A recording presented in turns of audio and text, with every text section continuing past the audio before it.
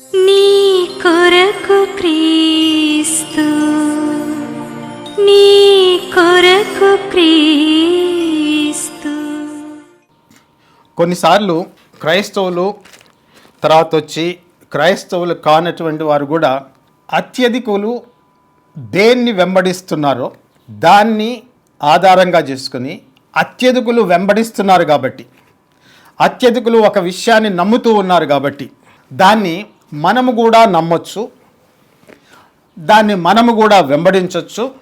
అత్యధిక సంఖ్యాకులు దాన్ని నమ్ముతున్నారు కాబట్టి అది సత్యమై ఉంటుంది అని చెప్పి చాలామంది సంఖ్యను బట్టి మెజారిటీ పీపుల్ దేన్ని అనుసరిస్తున్నారో దాన్ని అనుసరిస్తారనమాట. వ్యక్తిగతంగా వీళ్ళకి తెలియదు అది సత్యమా కాదా అనేటటువంటిది, నమ్మదగినటువంటిదా కాదా అనేటటువంటిది వీళ్ళకి తెలియదు.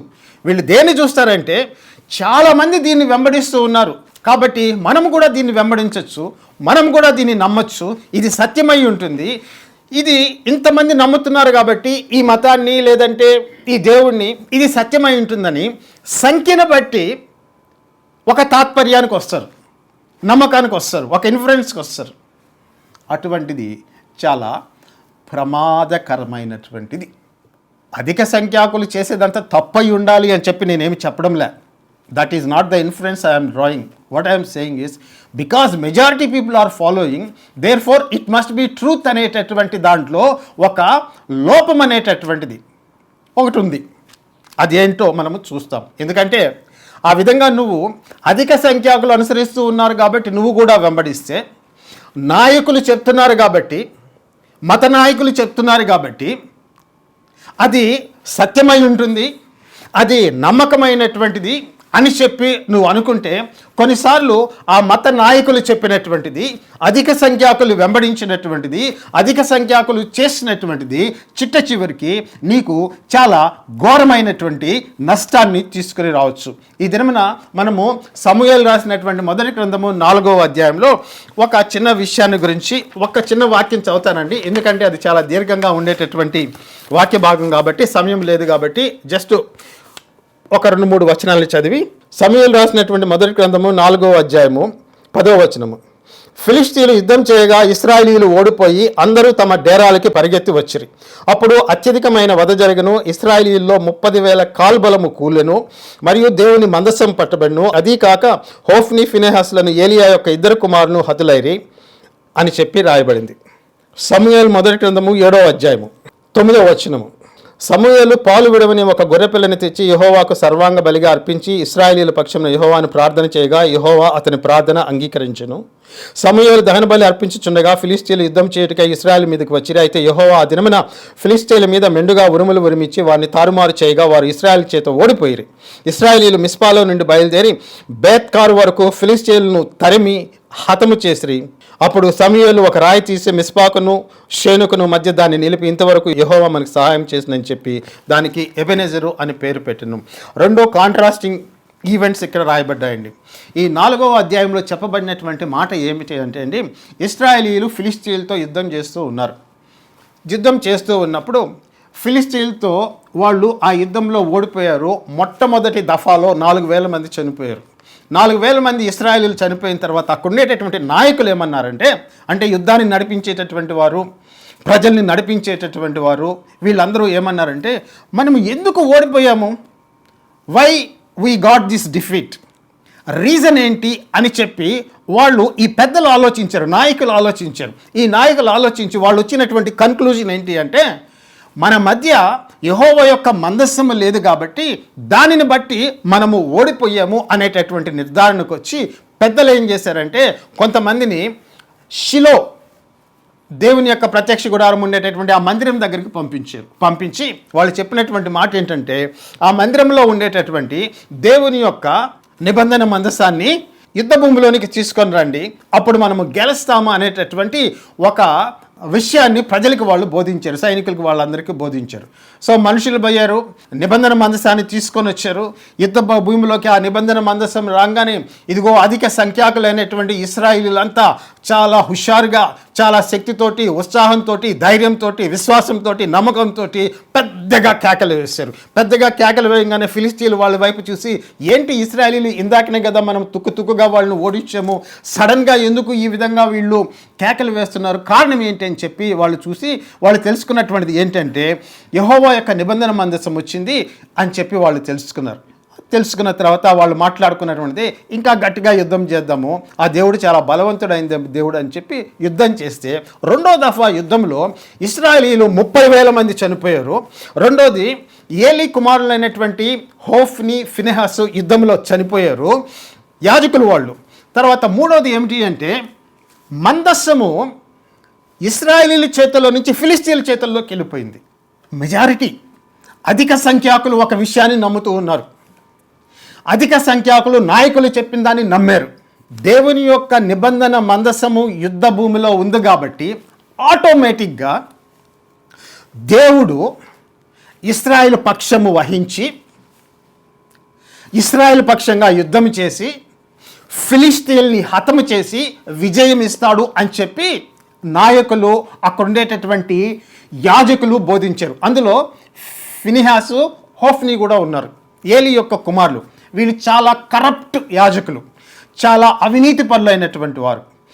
దేవుని మందిరంలో చాలా ఘోరమైనటువంటి పాపాలు చేస్తూ ఉన్నారు. అటువంటి యాజకులు అన్నమాట వీళ్ళు. అక్కడ ఉండేటటువంటి పెద్దలు, వీళ్ళ యొక్క తాత్పర్యం ఏంటంటే మందసం ఉంది కాబట్టి మనం గెలిచేస్తామనేటటువంటి అభిప్రాయము వాళ్ళల్లో ఉంది. సో మెజారిటీ పీపుల్ అనేటటువంటి వాళ్ళు, నాయకత్వాన్ని కలిగి ఉండేటటువంటి వాళ్ళు, నడిపించేటటువంటి వాళ్ళు, యాజకులైనటువంటి వాళ్ళు అందరూ కలిసి ఒక ఫాల్స్ ఒపీనియన్కి వచ్చారు. ఓటమికి కారణము ఏమిటి అంటే నిబంధన మందస్సము మన దగ్గర లేదు అని. అంటే ఈ నిబంధన మందస్సంగా ఉంటే వీళ్ళ బ్రతుకులు ఎట్లా ఉన్నా, వీళ్ళ పాపాలు ఎన్ని పాపాలు చేసినా, ఎంత కరప్ట్ పనులు చేసినా, ఎంత అవినీతి పనులు చేసినా, మందిరంలో దేవుని పేరు మీద దోచుకుంటూ ఉన్నా, అన్యాయంగా సంపాదిస్తూ ఉన్నా, మందసం ఉంటే చాలు ఆటోమేటిక్గా ఆ మందసం అనేటటువంటిది విజయాన్ని తీసుకొని వస్తుంది. Victory is guaranteed irrespective of their life style, their spirituality. All that matters is we should have that art of covenant in our midst. It automatically guarantees victory అనేటటువంటి ఫాల్స్ నోషన్ని లీడర్స్ క్రియేట్ చేశారండి. యాజకులు దానికి ఒప్పుకున్నారు. So political leadership, తర్వాత వచ్చి spiritual leadership, వీళ్ళందరూ కూడా అదే మాట మీద నిలబడుతూ ఉన్నారు. సైనికులు యుద్ధం చేస్తున్నారు. నష్టం ఎంతో తెలుసా అండి? 30,000 మంది ఇశ్రాయేలీలు చనిపోయారండి. దానికి ముందు 4,000 మంది చనిపోయారండి. దానికి తోడు దేవుని యొక్క మందసము ఫిలిస్తీన్ల చేతుల్లోనికి వెళ్ళిపోయింది. ఎక్కడ తప్పుబడింది? ఎందుకు దేవుడు ఇశ్రాయేల్ పక్షంగా యుద్ధం ఎందుకు చేయడం లేదు? ఇదే మందసంతో యెహోషువ గొప్ప గొప్ప అద్భుత కార్యాలు చేశాడు కదా.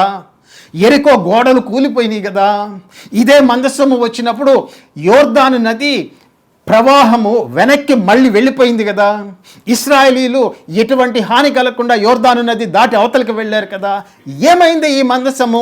Why God is not working when the covenant is in their midst? Reason ఏంటి అంటే చూడండి, బైబిల్లో కనిపించేటటువంటి ఈ దేవుడు మనుష్యుల చేత నడిపింపబడేటటువంటి దేవుడు కాదు.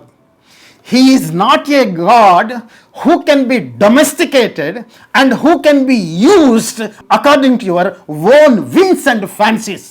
నీ సొంత ఆలోచనలు తలుపున నీ ఆలోచనలు నెరవేర్చుకునేదానికి నువ్వు పాపంలో బ్రతుకుతూ, అన్యాయం చేస్తూ, అక్రమం చేస్తూ, దేవుడి పేరు మీద అన్యాయమైనటువంటి వ్యాపారాలు చేస్తూ, మనుషుల్ని, ప్రజల్ని తప్పుదోవను నడిపిస్తూ, కొన్ని గుర్తులు పెట్టుకొని, ఏదో సిలువ గుర్తో లేదంటే బైబిల్లో ఉండేటటువంటి కొన్ని దృశ్యాలని లేదంటే అటువంటి వాటిని అక్కడ సృష్టించి ప్రజలకి ఇక్కడ దేవుడు ఉన్నటువంటి మభ్య పెడుతూ ఉంటే అక్కడ దేవుడు ఉంటాడు అన్నటువంటి నిర్ధారణ ఏమీ లేదు.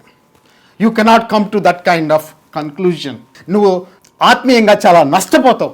దేవుడి పేరు మీద తప్పుడు వ్యాపారం చేస్తూ, ధనార్జన చేస్తూ, సిలువ గుర్తులు, స్టేషన్స్ ఆఫ్ క్రాస్, యేసు ప్రభు ఇక్కడ కింద పడ్డాడు, యేసు ప్రభు ఇక్కడ లేచాడు, యేసు ప్రభు తల మీద ఏమంటారండి, ఆయన భుజం మీద ఇది పెట్టబడింది, ఇక్కడ ఆయన కొట్టారు అనేటటువంటి క్రియేట్ చేసే జనులు వచ్చేదానికి బొమ్మలు సృష్టించి ఇక్కడ దేవుడు ఉన్నాడు అనేటటువంటి భ్రమని ప్రజల్లో కల్పించి దేవుడు ఉన్నాడు అని చెప్పి నువ్వు అనుకుంటే దేవుడు నీ దగ్గర లేడు, దేవుడు అటువంటి దగ్గర ఉండడు. నీ వలన ప్రజలు నష్టపోతారు, అనేక మంది చాలా ఘోరంగా ఆత్మీయంగా నష్టపోతారండి. ఇక్కడ ఇశ్రాయేల్ దగ్గర జరిగినటువంటిది అదే. మందస్సం ఉంటే చాలు మనకు విజయం లభిస్తుంది అనేటటువంటి బ్లైండ్ ఫెయిత్ని లీడర్స్ ప్రజల మధ్యలో సృష్టించారండి. అక్కడ ఆ దినమున ప్రజల్ని ప్రేరేపించినటువంటిది ఏమిటి అంటే, నిబంధన మందస్సము ఉంది కదా, దేవుని నిబంధన మందస్సము మంచిదే, పరిశుద్ధమైనటువంటిదే, శక్తి కలిగినటువంటిదే. ఆ నిబంధన మందస్సంలో దేవుని యొక్క సన్నిధి ఉన్నప్పుడు గొప్ప గొప్ప అద్భుత కార్యాలు జరిగినాయి. కానీ ఈ సమయంలో ఫిలిస్తీన్లకి ఇశ్రాయేలీలకి మధ్య యుద్ధం జరిగేటప్పుడు ఆ నిబంధన మందస్సం ద్వారా ఎటువంటి అద్భుతము ఆశ్చర్యకారము ఏమీ జరగడం లే. దానికి వ్యతిరేకంగా జరుగుతుంది. ఇశ్రాయేలీలే చనిపోతున్నారు. వారి యొక్క యాజకులు హోఫ్నీ, ఫిన్హాస్ చాలా అన్యాయస్తులైనటువంటి కరప్ట్ వాళ్ళు చనిపోయారు. వీళ్ళు దాదాపుగా 34,000 మంది 35,000 మంది చనిపోయారండి. నువ్వు జాగ్రత్త పడాల్సినటువంటిది ఏంటి అంటే, నాయకులు చెప్తున్నారు కాబట్టి that is not always true. ఉండొచ్చు, ట్రూత్ కూడా ఉండొచ్చు, సత్యం అయి ఉండొచ్చు, పాసిబిలిటీ ఉంది, సత్యం కాకుండా కూడా పోవచ్చు. కానీ నువ్వు డిసైడ్ చేసేటప్పుడు, నమ్మేటప్పుడు ఇంతమంది నమ్ముతూ ఉన్నారు కదా, ఇంతమంది నాయకులు చెప్తూ ఉన్నారు కదా, therefore it is truth అనేటటువంటి ఇన్ఫరెన్స్కి దాంట్లోనికి నువ్వు రాకు. Be careful. ఈ నాయకులు ఎటువంటి వాళ్ళు, వాళ్ళ జీవన విధానం ఎటువంటిది, వాళ్ళు దేవుణ్ణి నమ్మేటటువంటి వాళ్ళని పరిశీలించవలసినటువంటి అవసరత నీ దగ్గర ఉంది. నువ్వు గుడ్డిగా వెంబడిస్తే నష్టం నీకే. ఇక్కడ పాపం ఎంతమంది చనిపోయారండి? 35,000 మంది చనిపోయారు. Who is responsible for that? నువ్వు క్రైస్తవుడు అయినా క్రైస్తవుడు కాకపోయినా ఒక విషయం గుర్తుపెట్టుకో. అది ఏమిటి అంటే, అధిక సంఖ్యాకులు ఒక విషయాన్ని, ఒక దాన్ని నమ్ముతూ ఉన్నారు కాబట్టి అది సత్యమై ఉంటుంది అనేటటువంటి నిర్ధారణకి నువ్వు రాకు. Majority people following this particular path, a spiritual path, therefore it must be true, it must be correct అనేటటువంటి ఇన్ఫ్లుయెన్స్కి రాకు. ఎందుకంటే అధిక సంఖ్యాకులను అనుసరించి దేవుడు నడవడు. అలాగే అధిక సంఖ్యాకులు చాలామంది, పెద్ద జనము, కొన్ని లక్షల మందో అక్కడ చేరారు కాబట్టి వాళ్ళ మధ్య దేవుడు ఉన్నాడని, చాలా పెద్ద సమూహం కాబట్టి అక్కడ దేవుడు ఉంటాడనేటటువంటి అభిప్రాయానికి కూడా నువ్వు రాకు. ఇవన్నీ ఫాల్స్ నోషన్స్. చాలా జాగ్రత్తగా ఉండాలి. నువ్వు చాలా జాగ్రత్తగా నడవాల్సినటువంటి సమయం అది. నీకై నువ్వుగా వివేచన అనేటటువంటిది నేర్చుకోవాలి. You must begin to think for your self. దేవుని యొక్క వాక్యాన్ని ఆధారంగా చేసుకుని, దేవుని యొక్క ఆత్మ నడిపింపును ఆధారంగా చేసుకుని, దేవుని యొక్క ప్రార్థనలను నువ్వు కూర్చొని ఇది కరెక్టా, ఇది కాదా, ఇది నిజమా కాదా అనేటటువంటి బేరీజు వేసుకోవాల్సినటువంటి భారము, బాధ్యత ఉంది. నీకోసం ఇంకెవరు చేయరు. Leaders have their own self interest, whether they are spiritual leaders or secular leaders, whatever they are, they have their own interest. అటువంటి వాళ్ళ దగ్గర ఉంటాడని చెప్పి నువ్వు అనుకోకు. నేను ఇంకొక ఉదాహరణ చెప్తానండి. నూతన నిబంధన గ్రంథంలో పెంతెకోస్తు పండుగ దినము వచ్చినప్పుడు యేసు ప్రభువును నమ్ముకున్నటువంటి సుమారుగా 120 మంది అనుకుంటా మేడగదిలోకి పోయి వాళ్ళు ప్రార్థన చేస్తున్నారు. ఈ 120 మంది కాకుండా అధిక సంఖ్యాకులైనటువంటి ప్రజలు, ఇశ్రాయేలీలందరూ కూడా, అది పెంతెకోస్తు దినం కాబట్టి యెరూషలేములో ఉండేటటువంటి ఆ దేవుని యొక్క మందిరం దగ్గర చేరున్నారండి అధిక సంఖ్యాకులు. అక్కడ ప్రధాన యాజకులు ఉన్నారు, యాజకులు ఉన్నారు, లేవీలు ఉన్నారు, ధర్మశాస్త్రోపదేశకులు ఉన్నారు, సమాజ మందిరము శాన్హాడ్రిన్ లీడర్స్ అంతా అక్కడ ఉన్నారు, political leaders, religious leaders, legislative, దాన్ని అన్ని చట్టాలు అందరూ కూడా అక్కడ ఉన్నారండి, ఆ మందిరం దగ్గర ఉన్నారు. కానీ జరిగినటువంటి విషయం ఏంటో తెలుసా అండి మీకు? దేవుని యొక్క సన్నిధి అనేటటువంటిది ఈ అధిక సంఖ్యాకులు ఉండేటటువంటి ఆ మందిరం దగ్గర లేదు. మరి ఎక్కడుంది? అల్ప సంఖ్యాకులు, very very small number, 120 people who assembled in a room, in order to pray, in order to seek the face of the Lord. Upper రూమ్లో ప్రార్థన చేసేటటువంటి 120 మంది అక్కడ కూర్చుని ఉంటే ఆ అల్పసంఖ్యాకులు తక్కువ వారన్నటువంటి వారి మీదకి దేవుని యొక్క శక్తి, దేవుని యొక్క సన్నిధి ఎంత బలంగా వచ్చిందంటే అండి, మొత్తం ఆ చుట్టుపక్కల ఉండేటటువంటి ప్రదేశం అంతా కదిలిపోయేటట్టు, దూరంగా ఉండేటటువంటి వాళ్ళు వినిపించేటట్టు పెద్ద గాలి శబ్దం వచ్చింది, ధ్వని వచ్చింది. దేవుని యొక్క సన్నిధి 120 మంది మీదకు వస్తే ఈ 120 మంది భాషల్లో మాట్లాడడం ప్రారంభించారు. దేవుని యొక్క ఆత్మ చేత నింపబడ్డారు. నా విశ్వాసుల మీద దేవుని యొక్క అగ్ని వచ్చి తలల మీద నిలబడింది. అంత బలంగా, అంత శక్తివంతంగా అల్పసంఖ్యాకులైనటువంటి వాళ్ళ మీదకి దేవుని యొక్క శక్తి వచ్చింది. కాబట్టి నువ్వు ఆలోచించేటప్పుడు ఆలోచనలో రావాల్సినటువంటి మార్పు ఏమిటి అంటే, ఇంతమంది ఈ మతాన్ని అనుసరిస్తున్నారు కదా, therefore it must be true అనేటటువంటి కన్క్లూజన్కి రాకు. దేవుని యొక్క వాక్యాన్ని తీసుకొని చదివి నువ్వు అనుభవపూర్వకంగా సత్యాన్ని తెలుసుకో. క్రిస్టియన్ ట్రూత్ అనేటటువంటిది దానికి ఒక యాంగిల్ ఒకటి ఉంది, ఒక కోణం అనేటటువంటిది ఉంది. Experiential aspect. మొట్టమొదట ఫెయితే. నువ్వు కంటితో చూస్తూ ఉన్నావు కాబట్టి నమ్మడంలే, హృదయంలో విశ్వాసం ఉంచుతున్నావు కాబట్టి యేసుప్రభు మీద విశ్వాసం ఉంచుతున్నావు, అది ఫెయిత్. కానీ ఈ నమ్మకం అనేటటువంటిది, యేసుప్రభు మీద ఉంచినటువంటి విశ్వాసం అనేటువంటి తర్వాత దేవుడు నీకు అనుభవంలోనికి తీసుకొస్తాడు. పర్సనల్గా, ఇండివిజువల్గా దేవుని యొక్క శక్తిని, దేవుని యొక్క సన్నిధిని నీ యొక్క జీవితంలో నువ్వు అనుభవిస్తావు. దేవుడు దాన్ని నీకు కన్ఫర్మ్ చేస్తాడు. You will experience what you have believed. ఎంతమంది ఉన్నారు? 120 మంది. అక్కడ కొన్ని వేల మందో లక్షల మందో మందిరం దగ్గర ఉన్నారు. అక్కడ ఉన్నాడా దేవుడు? లేడు అక్కడ. మరి ఎక్కడున్నాడు? ఈ కొద్ది మంది దగ్గర ఉన్నాడు. There you will find the presence of God, there you will find truth. సత్యం అనేటటువంటిది వారి దగ్గర ఉంది. వాళ్ళు ప్రకటించిన దాన్ని దేవుడు నిర్ధారిస్తూ ఉన్నాడు. సో ఎప్పుడు కూడా నువ్వు ఆలోచించేటప్పుడు ఇన్ని కోట్ల మంది, 100 కోట్లు 150 కోట్ల మంది, వీళ్ళందరూ కూడా దీన్ని నమ్ముతున్నారు కాబట్టి, అనేక తరాలుగా దీన్ని నమ్ముతూ వచ్చారు కాబట్టి, therefore because so many people have believed this particular faith, this way of life, this particular path, therefore it must be true because it has been believed for so many centuries, for so many hundreds of years, therefore it must be true అనేటటువంటి wrong కన్క్లూజన్కి నువ్వు ఎప్పుడు కూడా రాకు. Find out whether there is truth in that or not. నువ్వు కనుక్కో, నువ్వు సొంతగా కనుక్కో. 150 కోట్ల మంది, 100 కోట్ల మంది, 200 కోట్ల మంది దీన్ని నమ్ముతున్నారు కాబట్టి నీ యొక్క విశ్వాసం అనేటటువంటిది, నమ్మకం అనేటటువంటిది అధిక సంఖ్యాకులు చెప్పేటటువంటి వాక్యాల మీద, వాళ్ళు చెప్పేటటువంటి మాటల మీద ఆధారపడి ఉండకు. దేవుని యొక్క వాక్యము నీకు సత్యాన్ని బోధిస్తుంది. You find out yourself. ఇశ్రాయేలీలు నాయకుల మాటలు నమ్మి, యాజకుల యొక్క మాటలు నమ్మి వాళ్ళు పాపంలో జీవిస్తున్నా ఇది ఆటోమేటిక్గా జరిగిపోతుంది అనేటటువంటి విశ్వాసాన్ని వాళ్ళల్లో పెట్టి మందసాన్ని తీసుకొచ్చి అక్కడ పెట్టారు. మందసము చెరపట్టబడింది. సరే, ఇక్కడ ఒక మాట చెప్తాను. దాని అర్థము దేవుడు నిస్సహాయుడైపోయాడని కాదు.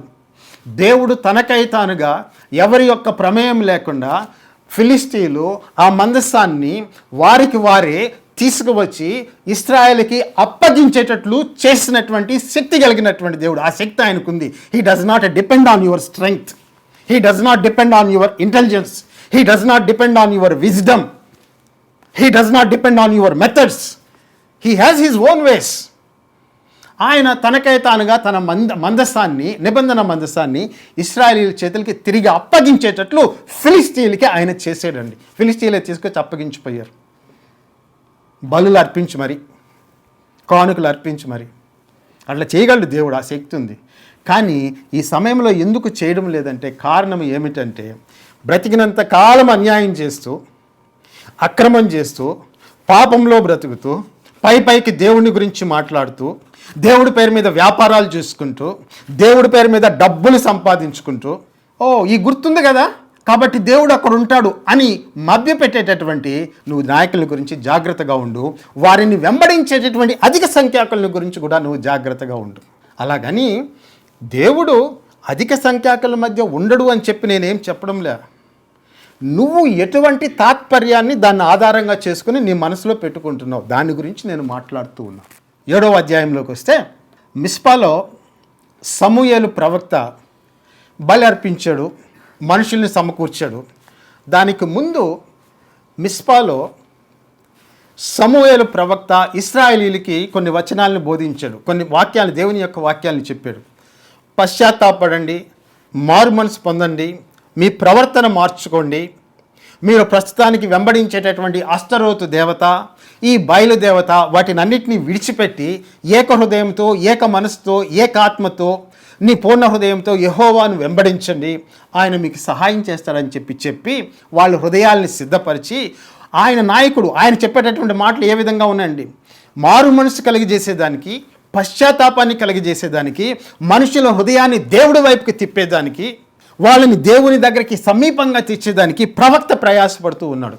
ఆ విధంగా వాళ్ళని సిద్ధపరిచిన తర్వాత, వారి ఆత్మల్ని, వారి మనసుల్ని, వారి హృదయాల్ని ఆయన సిద్ధపరిచి వారి హృదయాల్ని దేవుడి వైపుకి తిప్పిన తర్వాత సమూయేలు బలి అర్పించి చేసినటువంటి ఒక్క ప్రార్థన ఏం చేసిందంటే ఫిలిష్తీయులు ఓడిపోయేటట్లు చేసింది. ఆ దినమున సమూయేలు ప్రార్థన చేయగా సమూయేలు ప్రార్థన దేవుడు ఆలకించి ఫిలిష్తీయుల్ని చెదరగొట్టాడు, చెల్లా చెదురుగా చేశాడు. భయంకరమైనటువంటి వర్షము, లేదంటే మెరుపులు, ఉరుములు, పిడుగులు పడి వారి సైన్యం అంతా కూడా చెల్లా చెదరైపోయింది. దేవుడు ప్రకృతి అనేటటువంటి దాన్ని తన ప్రజల కోసం వాడుకున్నాడు. మందసం ఉందా? దేవుని యొక్క మందసం అక్కడ లేదు. అధిక సంఖ్యాకులు అక్కడ చేరి ఇట్లా చేస్తామని చెప్తున్నారా? లేదు. ఒక్క వ్యక్తి, single person, that is Samuel.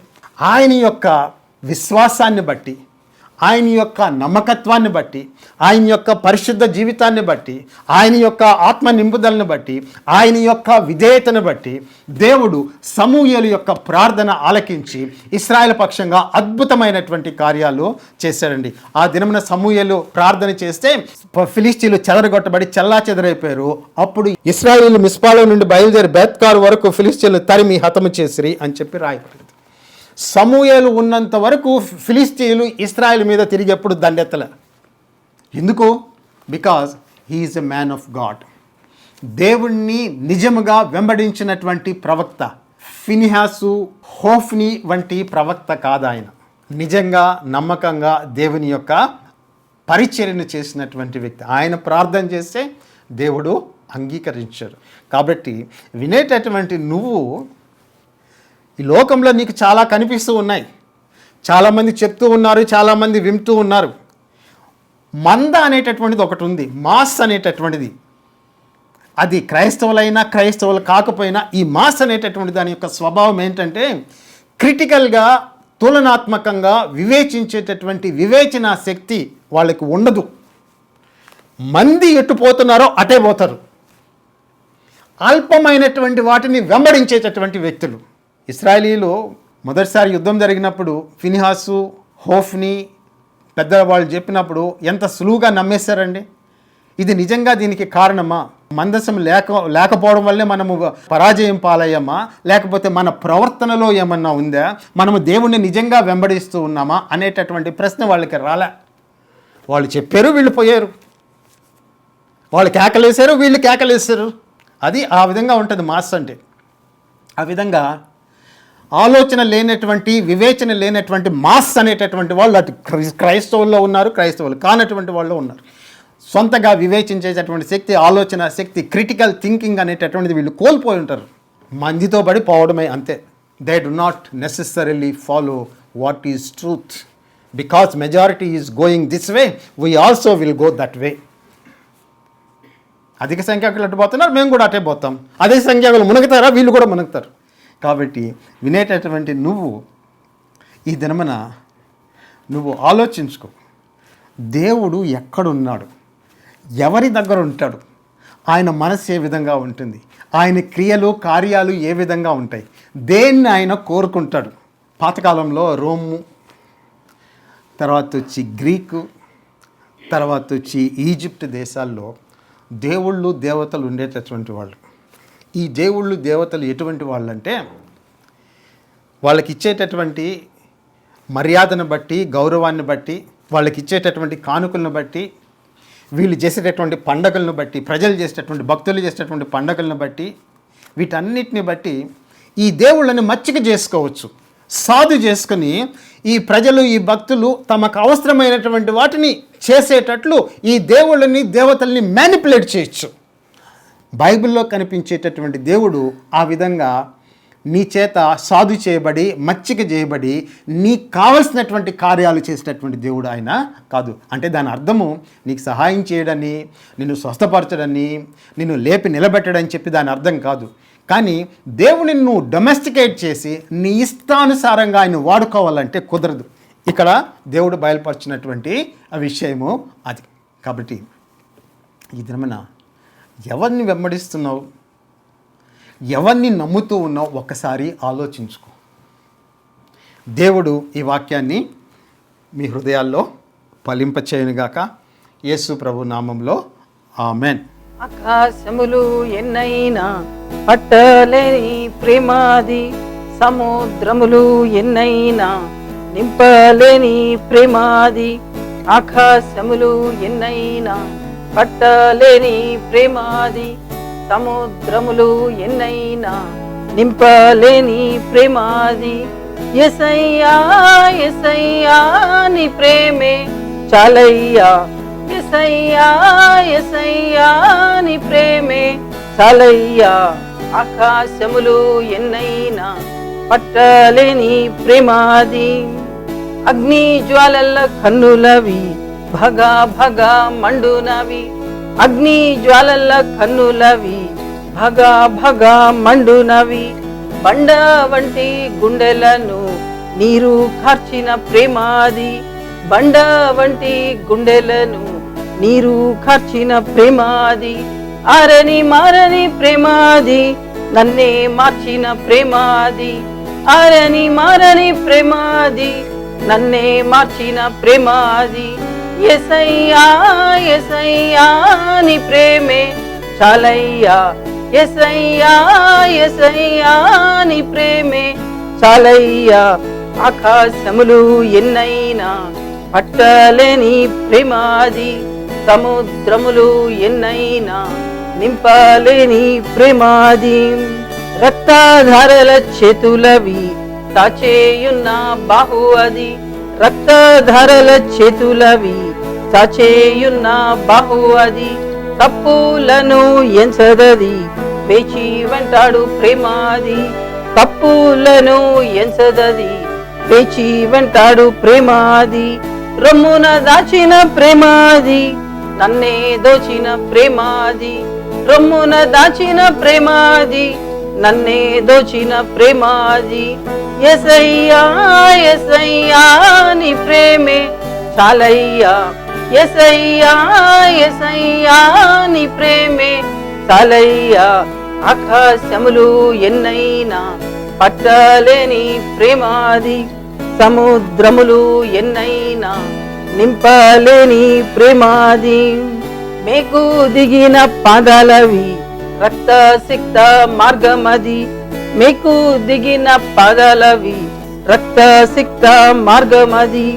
గుంట నుండి పైకెత్తి నన్ను చేర్చి కూర్చిన ప్రేమాది, గుంట నుండి పైకెత్తి నన్ను చేర్చి కూర్చిన ప్రేమాది. పరిగెత్తి వచ్చిన ప్రేమాది, పగ్గాలే లేని ప్రేమాది. పరిగెత్తి వచ్చిన ప్రేమాది, పగ్గాలే లేని ప్రేమాది. యేసయ్యా యేసయ్యా నీ ప్రేమే చాలయ్యా, యేసయ్యా యేసయ్యా నీ ప్రేమే చాలయ్యా. ఆకాశములు ఎన్నైనా పట్టలేని ప్రేమాది, సముద్రములు ఎన్నైనా నింపలేని ప్రేమాది.